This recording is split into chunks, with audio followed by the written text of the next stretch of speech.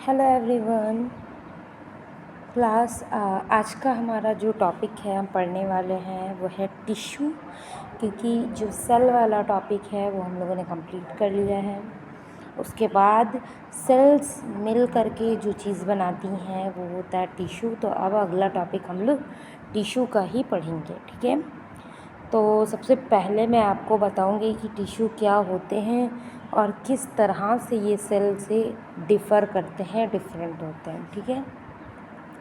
तो सबसे पहले अगर हम बात करते हैं टिश्यू की, तो tissues are the group of similar cells, यानी कि जो टिश्यू है वो एक जैसी सेल्स का बना हुआ एक ग्रुप होता है जिसको हम टिश्यू बोलते हैं। जैसे कि मैंने आपको सेल्स में बताया था कि सेल्स क्या है, smallest structural and functional unit of the life, यानी सेल्स वो छोटी इकाई है जिससे मिलकर के हमारी बॉडी बनी। लेकिन सभी सेल्स एक जैसी नहीं होती हैं, ना ही फंक्शन में और ना ही स्ट्रक्चर में। तो जब एक जैसी काफ़ी सारी सेल्स मिलकर के इकट्ठा होंगी तो वो उसको हम टिश्यू बोलेंगे। और फिर वही सारे मल्टीपल टिश्यूज़ मिल करके जब एक जगह इकट्ठा होंगे तो हम उसको ऑर्गन बोलेंगे। यानी सेल्स टिश्यू बनाती हैं और टिश्यू ऑर्गन्स बनाते हैं, और जब कई सारे ऑर्गन्स मिल करके एक जगह इकट्ठा होंगे तो वो ऑर्गन सिस्टम का फॉर्मेशन करेंगे, ठीक है।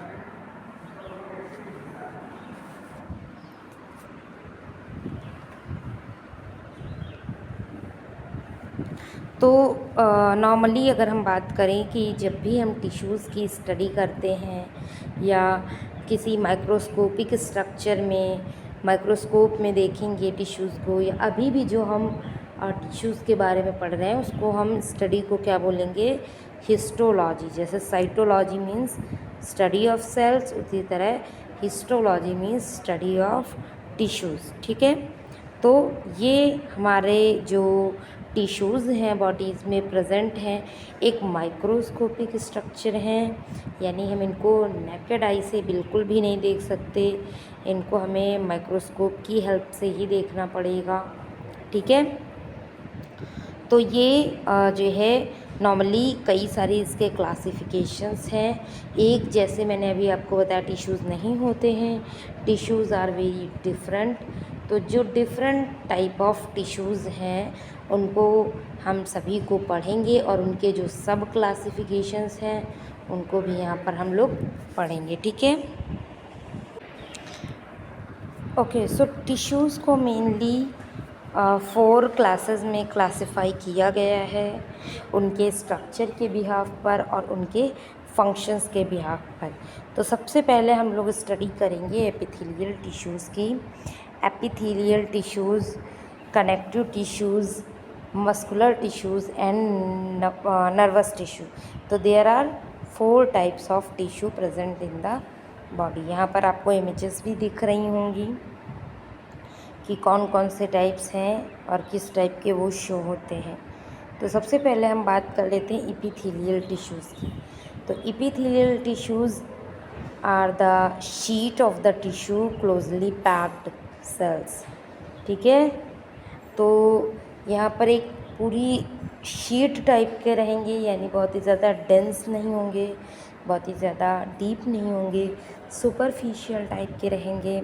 और वो क्या, ज़्यादातर लाइनिंग्स पे प्रेजेंट होंगी। अब चाहे तो वो लाइनिंग्स आपके आउटर बॉडी की हों, चाहे वो आपकी इनर बॉडी की लाइनिंग्स हों, उन पे वो प्रेजेंट रहते हैं हमेशा, ठीक है।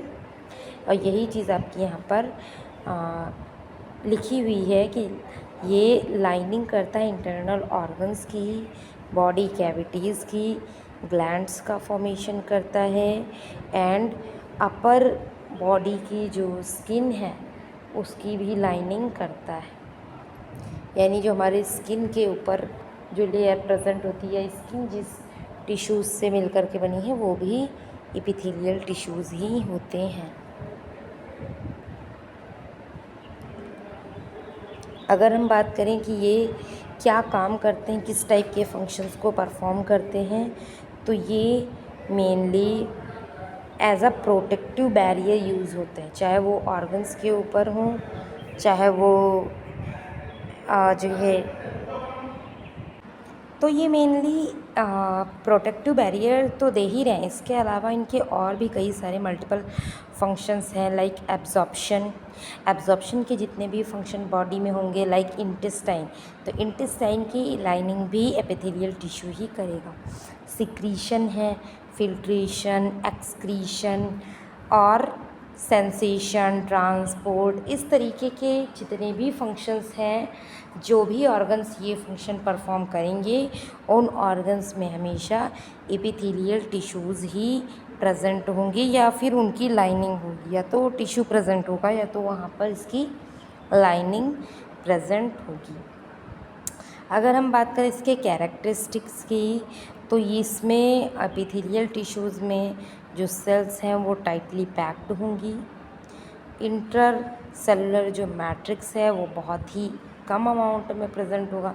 अब क्योंकि वो टाइटली पैक्ड है तो उसके पास जो है इतना स्पेस नहीं है कि खूब ढेर सारा मैट्रिक्स वहाँ पर इकट्ठा हो जाए, और ये एक बेसमेंट मेम्ब्रेन पे लाई करता है, यानी लाइक एक बेसमेंट मेम्ब्रेन होगा, उस पे लाइन से एक layer sheet of the tissues, एक ही लेयर में वो सारे प्रेजेंट होंगे। ठीक है, इस टिश्यूज़ के अंदर ना तो कोई ब्लड वेसल होती है और ना ही कोई ब्लड सप्लाई।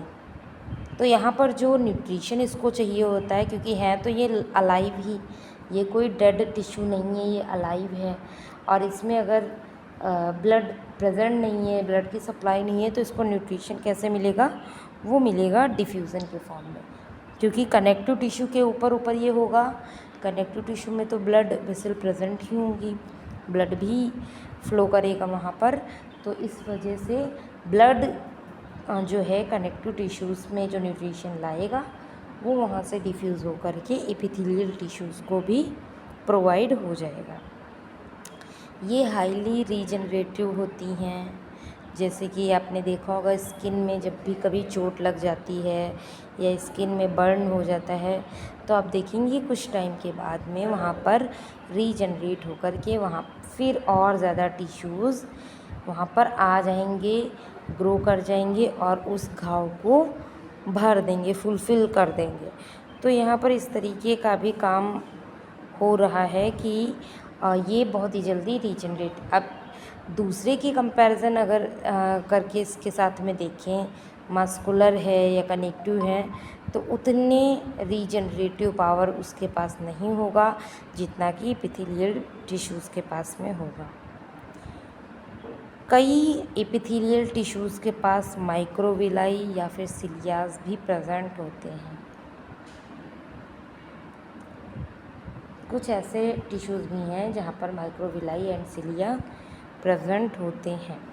ठीक है, सबके पास नहीं है। अब जैसे कॉलमनर पढ़ेंगे, कॉलमनर में सिलिएटेड कॉलमनर एपिथेलियम होगी, उसके पास सिलिया होंगे, बट स्क्वैमस की बात करेंगे वहाँ नहीं होगी। अभी हम इसकी क्लासिफिकेशन पढ़ेंगे। ठीक है, और नेक्स्ट है इसमें cells are connected by tight junction, desmosomes and gap junction. अब क्योंकि इनके पास इंटर सेलुलर स्पेस कम होता है, वो टाइटली पैक्ड होते हैं, तो इस वजह से इनके जो गैप जंक्शन हैं वो क्लोजली एसोसिएटेड होते हैं। अब हम बात करेंगे इसके क्लासिफिकेशन की, क्लासिफिकेशन ऑफ एपिथेलियल टिश्यू।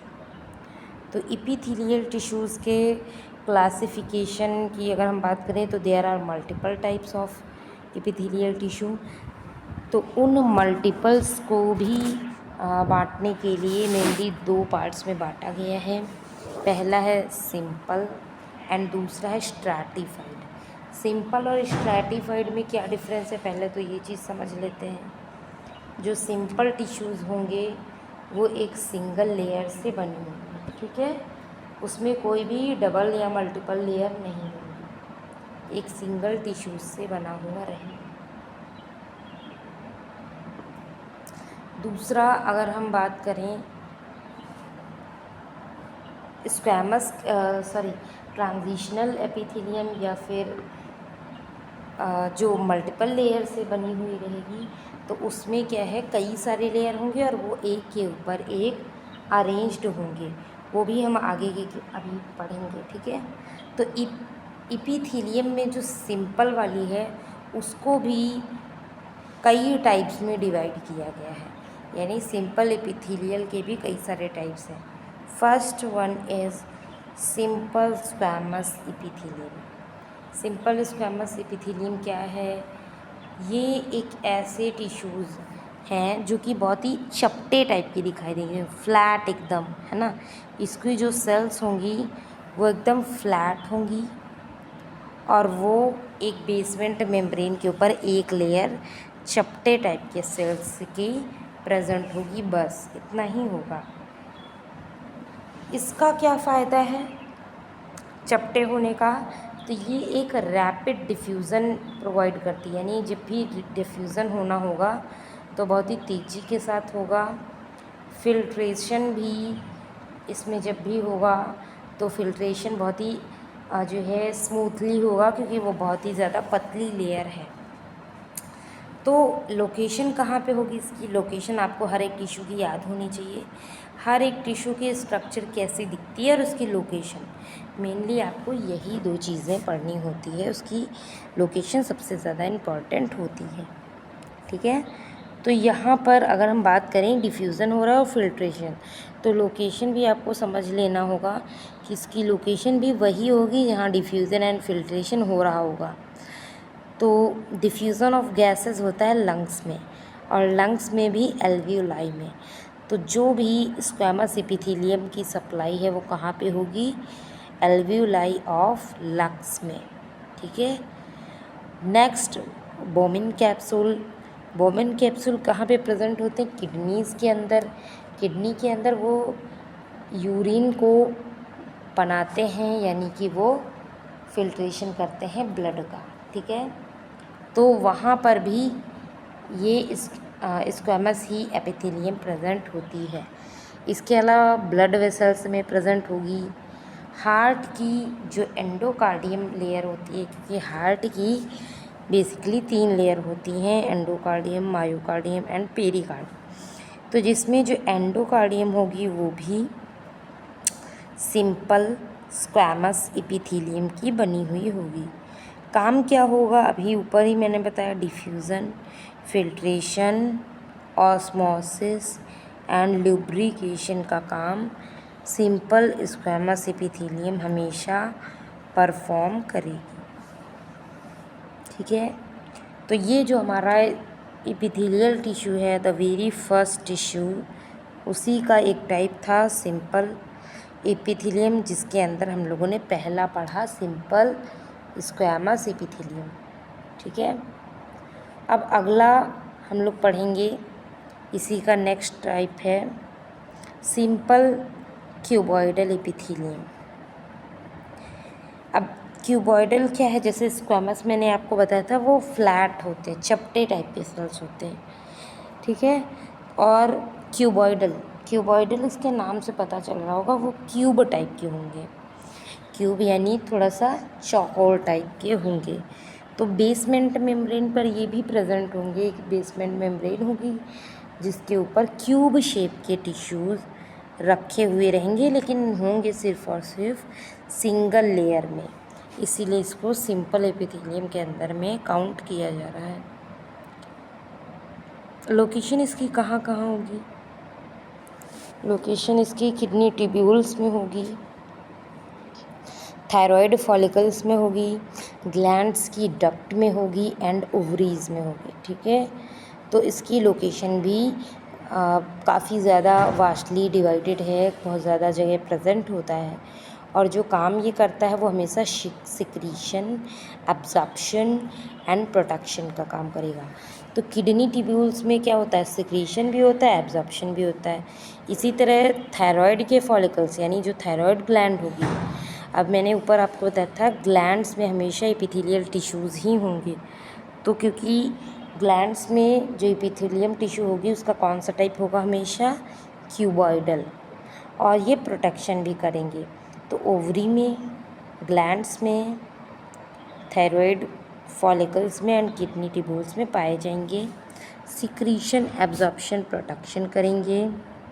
और किडनीज ट्यूब्यूल में ये क्या करेंगे, वाटर को एंड सॉल्ट को एब्जॉर्ब करने का काम करेंगे। सिर्फ वाटर एंड सॉल्ट को ही नहीं, ये बाकी बहुत सी चीज़ों को एब्जॉर्ब करता है। एंड जैसे like amino acid, vitamin, hormone, water, electrolytes, glucose, इन सभी को एब्जॉर्ब करता है किडनी के ट्यूब्यूल्स। तो वहाँ पर ये प्रेजेंट होगा तो एब्जॉर्प्शन का काम कराएगा। तीसरे टाइप का जो एपिथेलियम है वो है सिंपल कॉलमनर एपिथेलियम। अभी हम सिंपल के 2 टाइप्स पढ़ चुके हैं। Third one is simple columnar epithelium. ठीक है, जिसमें बहुत ज़्यादा ये अलग नहीं है क्यूबॉइडल से, बस इतना ही डिफरेंस रहेगा कि क्यूबॉइडल में जो टिश्यूज़ थे वो क्यूब शेप के थे, और यहाँ पर जो टिश्यूज़ की सेल्स होंगे वो कॉलम का मतलब क्या होता है, जैसे खम्बे जैसी, वैसे उसकी लंबाई थोड़ी सी ज़्यादा होगी। ऐसे शेप की सेल्स प्रेजेंट होगी, बेसमेंट मेम्ब्रेन के ऊपर में अरेंज्ड होंगी। ये क्या करेगा, गॉबलेट सेल्स एंड माइक्रोविलाई भी इसके पास होंगे, यानी खम्बे जैसी सेल्स तो रहेगी लेकिन इसके ऊपर माइक्रोविलाई एंड गॉबलेट सेल्स भी होंगी। मैंने अभी बताया था कुछ टाइप ऑफ एपिथेलियल टिश्यूज़ में माइक्रोविलाई प्रेजेंट होते हैं, तो वो कुछ में से यही है। ठीक है, जिसमें आपके लोकेशन की बात करें तो स्टमक में, इंटेस्टाइन में, गॉल ब्लैडर में मेनली प्रेजेंट होते हैं। जो इनका फंक्शन होता है वो absorption, secretion and digestive enzymes को सिक्रीट करना, ये इसके सारे फंक्शन होते हैं। ठीक है, तो यहाँ पर जो इसके फंक्शन है वो अकॉर्डिंग टू लोकेशन है, क्योंकि एब्जॉर्प्शन स्टमक में होगा, म्यूकस भी सिक्रीट स्टमक करता है, इंटेस्टाइन में डाइजेस्टिव एंजाइम जो है बनते हैं स्टमक में मेनली एंड पेनक्रियाज में, तो उन जगहों पर ये पाया जाएगा, एब्जॉर्प्शन कराएगा और सिक्रीशन कराएगा। न्यूट्रिएंट्स को एब्जॉर्ब कराएगा कहाँ पर, स्मॉल इंटेस्टाइन में, ये इसका एग्जाम्पल है। लाइक अगर वो एब्जॉर्प्शन, सिक्रीशन, म्यूकस का सिक्रीशन एंड ये सारी चीज़ें परफॉर्म कर रहे हैं तो वो ज़्यादातर स्मॉल इंटेस्टाइन का काम होता है, तो इनकी लोकेशन भी स्मॉल इंटेस्टाइन में ही होती है। ठीक है, fourth one is ciliated simple columnar epithelium, और ये भी जैसे अभी हम लोगों ने कॉलमनर एपिथेलियम पढ़ी जो सिंपल थी, बट ये वाली सिलिएटेड होगी।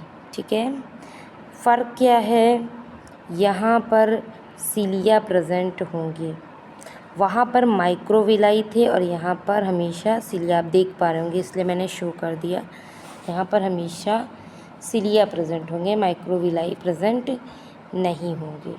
ठीक है, लोकेशन की अगर हम बात करें तो uterine tubes, uterus, small bronchi, ये सारी चीज़ों में ये प्रेजेंट होगा। अच्छा, इसका फंक्शन क्या है, इसका फंक्शन थोड़ा अलग है, ये मूवमेंट कराएगा, ना ही ये सिक्रीशन, एब्जॉर्प्शन, ऐसा कोई भी फंक्शन ये नहीं कराएगा, ये डायरेक्टली मूवमेंट कराने का काम करता है। ठीक है, मूवमेंट इन द सेंस कोई भी चीज़ होगी उसको एक जगह से दूसरी जगह कैसे करेगा। अब जैसे सेल्स की लेयर है, सेल्स की लेयर के ऊपर छोटे छोटे से सिलिया प्रेजेंट है, सिलिया बोले तो हेयर लाइक स्ट्रक्चर, छोटे छोटे हेयर। अब वो हेयर्स हमेशा एक डायरेक्शन में मूव करेंगे, जैसे दाएं से बाएं कर रहे हैं तो बार बार वो दाएं से बाएं मूव करेंगे, दाएं से बाएं बार बार करेंगे, तो जो चीज़ें दाहिनी तरफ होंगी वो भी उसके साथ साथ मूव करेंगी आगे की तरफ, है ना, यही तो होगा। तो इसीलिए मूवमेंट कराता है, ये हमेशा मूव कराता है चीज़ों को, सिलिएटेड कॉलमनर एपिथेलियम। एंड जो सिंपल कॉलमनर एपिथेलियम है वो एब्जॉर्प्शन मेनली कराता है, इंटेस्टाइन में पाया जाता है। तो यहाँ पर जो मूवमेंट हो रहा है वो किस चीज़ का हो रहा है, अगर एग्जाम्पल की हम बात करें तो जो मूवमेंट होता है मेनली वो होता है आपके ओवम का। ओवम मूवमेंट करके जो है ओवरी से यूट्रस तक आता है, जिसकी वजह से फर्टिलाइज़ होगा, प्रेगनेंसी अकर होगी। तो जो ओवम वहाँ से चल कर के आ रहा है वो कैसे आ रहा है, उसको तो रास्ता पता नहीं है, ना ही कि ओवम के पास पैर लगे हुए हैं जो पैरों की हेल्प से आ रहा है, ऐसा तो नहीं है। तो फिर ये कैसे आ रहा है, इसको सिलिया क्या कर रही हैं, हेयर लाइक स्ट्रक्चर है वो मूव कर रहे हैं, उसी के साथ साथ ये भी मूव करते हुए आता है। तो यूट्रस में तो ये एग को या ओवम को मूव करा रहा है। ब्रोंकाई की बात करें तो वो स्पुटम को मूव कराता है। जैसे एल्व्यूलाई के अंदर आपको जब ज़ुकाम होता है, आपके एल्व्यूलाई में म्यूकस बनता है, लेकिन वो म्यूकस एल्व्यूलाई में पड़ा रहेगा तो वो आपके लिए एक बेकार चीज़ है, आपके लिए मतलब उतना बेनिफिशियल नहीं है, तो नुकसान कर सकता है वहाँ पर। तो उसको क्या करना पड़ेगा कि ब्रोंकाई में जो सिलिया होंगे उसको मूव करा करके ऊपर की तरफ लाएंगे, ऊपर तक लेकर आएंगे, जिसकी वजह से आप उसको बाहर की तरफ निकाल सकें। तो ये ओवम एंड म्यूकस को क्या कराएगा, एक्सक्रीट कराएगा, सिक्रीट कराएगा, मूवमेंट कराएगा। अब इसका एक और टाइप है स्यूडो स्ट्रैटिफाइड। जैसे हम लोगों ने कॉलमनर पढ़े, एक सिंपल कॉलमनर पढ़े, एक सिलिएटेड कॉलमनर पढ़े, एक और टाइप का कॉलमनर होता है जिसका नाम होता है स्यूडो स्ट्रैटिफाइड सिलिएटेड कॉलमनर। अब ये क्या है, ये मल्टी लेयर टाइप का दिखाई देता है, बट ये होता सिंगल लेयर है। तो देखो, अगर ये मल्टी लेयर होता तो हम इसको सिंपल एपिथेलियम में पढ़ते ही नहीं, हम इसको स्ट्रैटिफाइड में पढ़ते। बट ये सिर्फ दिखता है, स्यूडो का मतलब होता है झूठा, स्यूडो का मतलब होता है फॉल्स। तो ये दिखता स्ट्रैटिफाइड जैसा है बट होता ये सिंगल एपिथेलियम है। इस वजह से हम इसको कंसीडर क्या कर लेते हैं, सिंपल में ही कंसीडर कर लेते हैं। बट क्योंकि वो दिख रहा है स्ट्रैटिफाइड जैसा तो इसलिए स्यूडो लगाकर स्ट्रैटिफाइड भी बोल देंगे। क्यों ये ऐसा दिखता है हम लोगों को, ये ऐसा इसलिए दिखता है क्योंकि ये लाइन से अरेंज होगी, सिंगल लेयर सेल्स की लाइन से अरेंज होगी, बट एक सेल बड़ी एक सेल छोटी, एक सेल बड़ी एक सेल छोटी, इस तरह से अरेंज होगी। इसका रीज़न ये है, इसका अरेंजमेंट छोटे से बड़ा, बड़े से छोटा ऐसे अरेंज होता है, जिसकी वजह से हमें लगेगा कि ये 2 लेयर है बट वो होगी एक ही लेयर। अच्छा, ये कहाँ पे प्रेजेंट होगी, ये प्रेजेंट होगी ट्रैकिया में, ब्रोंकाई में एंड रेस्पिरेटरी ट्रैक्ट में प्रेजेंट होगी, अपर रेस्पिरेटरी ट्रैक्ट में, ठीक है। और जो इसके फंक्शन होंगे वो म्यूकस को सिक्रीट कराना इसका मेन काम है, डस्ट को रिमूव कराना इसका काम है। कैसे कराएगा, सिलेरी मूवमेंट के थ्रू, क्योंकि सिलिया इसके पास भी है, स्यूडो स्ट्रैटिफाइड है,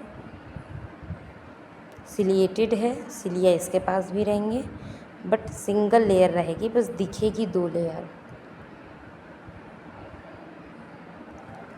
तो एक हमारा पूरा कंप्लीट हो गया है, 1 टाइप ऑफ एपिथेलियल टिश्यू। पहली चीज़ तो 4 टिश्यूज़ हैं, epithelial, connective, muscular and nervous, जिसमें एपिथेलियल हमने पढ़ा। एपिथेलियल के 2 टाइप है, सिंपल एंड स्ट्रैटिफाइड, जिसमें हम लोगों ने सिंपल एपिथेलियम और उसके सारे 5 टाइप पढ़ लिए हैं। अब हम लोग डिस्कस करेंगे थोड़ा सा स्ट्रैटिफाइड एपिथेलियम, ठीक है। तो स्ट्रैटिफाइड एपिथेलियम के भी कई सारे टाइप्स हैं। ये किस तरह से सिंपल से अलग है, इसमें मल्टीपल लेयर्स पाई जाती हैं। मल्टीपल लेयर्स यानी कि जैसे बेसमेंट मेम्ब्रेन है, मैंने सिंपल में बताया बेसमेंट मेम्ब्रेन है, उसके ऊपर एक लेयर सेल्स की बिठाई हुई है। यहाँ पर मल्टीपल लेयर्स बिठाई रहेंगी, बस इतना ही फ़र्क है, मल्टीपल लेयर्स। पहला स्ट्रैटिफाइड स्क्वैमस कीराटिनाइज्ड एपिथेलियम, ये क्या है, ये इसके पास जो है मल्टी लेयर होगा, सरफेस लेयर होगा, बट ये कीराटिनाइज्ड। कीराटिन क्या होता है पहले ये समझेंगे तब आपको समझ में आएगा कीराटिनाइज्ड क्या होता है। कीराटिन इज़ अ प्रोटीन। जैसे आपके हेयर्स में आपने सुना होगा लोगों को कि हम केराटिन ट्रीटमेंट कराएंगे अपने हेयर्स में।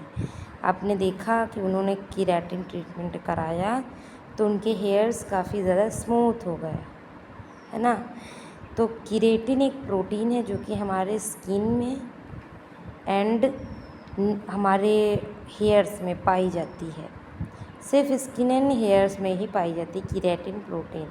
इसके लिए क्योंकि इसमें केराटिन प्रोटीन भी होती है इन सेल में, इस वजह से इसको हम कीराटिनाइज्ड बोलते हैं, ठीक है, कीराटिनाइज्ड सेल्स।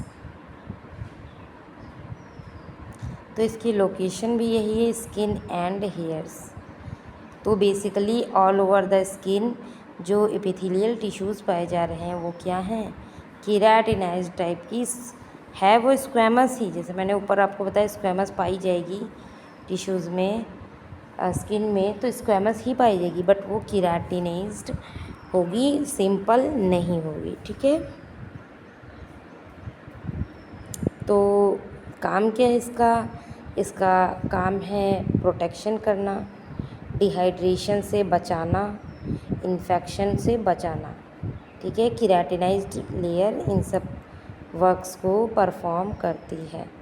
अब आगे इसमें और भी मल्टीपल टाइप ऑफ, ये देखो there are 5 type of stratified epithelium, जिसमें हम लोगों ने अभी तक सिर्फ स्ट्रैटिफाइड स्क्वैमस एपिथेलियम पढ़ा है जो कि कीराटिनाइज्ड है।